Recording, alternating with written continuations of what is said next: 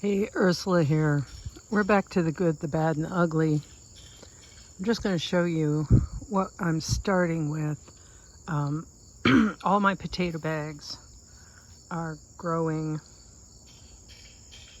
grass of some sort, and they need to be emptied, and the grass needs to be composted, and the rest of the path is overgrown with lemon balm. And if I cut this back, I'm not going to risk losing anything because it's all over the yard. So I'm not concerned about that. So what I'm trying to do, this is a path. You'd never know it, but it is. It's a path. And so I'm starting work on it. You can see I've started here. I have a bucket of some pretty horrible things. Crabgrass, runners,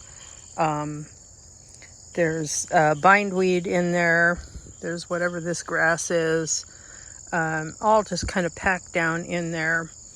And as that gets wet, that'll kind of start to decompose on its own inside the bucket. And then I'll take it into the back and dump it for further composting. So far, I've emptied a number of potato bags. There really was like one little tiny potato in the bottom of each of these. It just really wasn't that much. I'm not sure if it's because the soil had too much wood chips still that weren't quite decomposed, or if they were just planted too late. That is a lesson I'm going to have to learn. And so we'll have to see how it goes next year.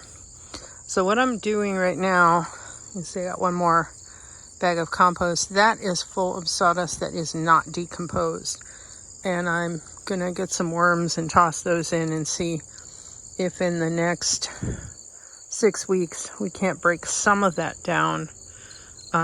Typically it takes worms 3 months to break things totally down, but I can at least get it started.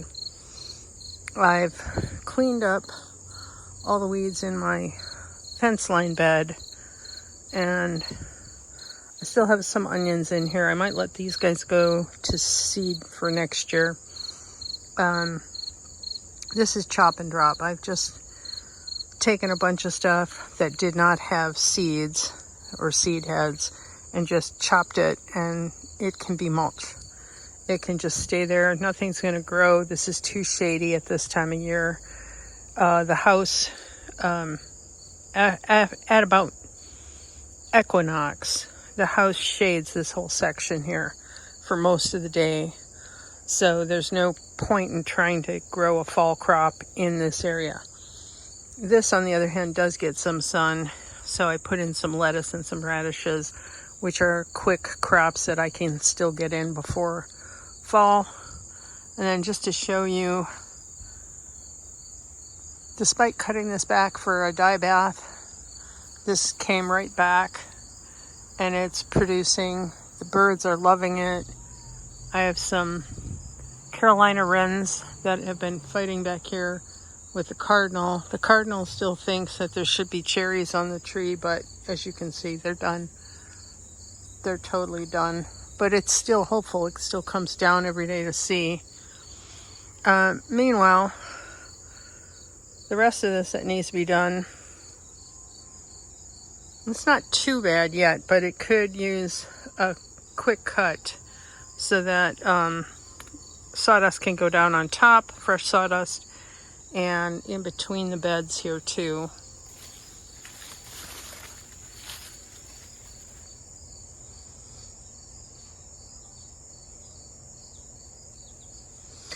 The deer really killed the beans, and the brassica beetles have been munching on any radishes I planted.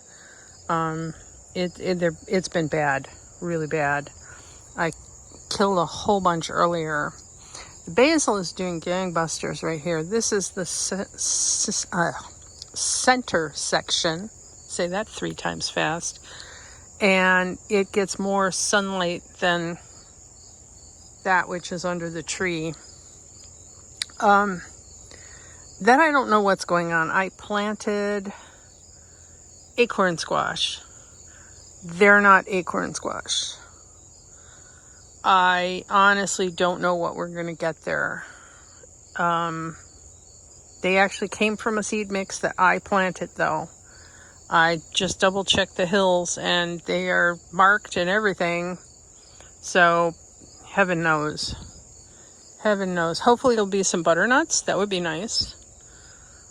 Out of this mess here, I might get some seed for next year. You see, you got stragglers just kind of hiding underneath that the deer didn't get. I had some purple ones in here yesterday, but maybe the deer came back. They ate all my apples. Yeah, that was sad. And we're gonna get some bone sauce and put it on all the trees so we don't have this problem next year. There's Sepp Holzer came up with a method for cooking soup bones and cow bones down to a sauce that the deer really, really hate. And once you've applied it to a tree, they don't come back. It stays there. It's in the, it kind of seeps into the bark, and the deer don't come back. So let's hope it works. We're gonna find out when it gets here. Probably be too late for this year. This bed is crickneck squash. These are summer squash.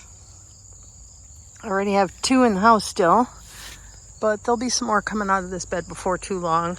And I'll be harvesting some more basil. Right now, I was kind of searching out here looking for parsley, but it looks like the deer ate it all. And it's the way it goes. Until I can do something about those deer, it's going to be a whole lot of emptiness. That'd be sad. Anyway, take care, everybody. Hope you don't have problems with deer. If you do, let me know what you're doing in the comments. Happy gardening.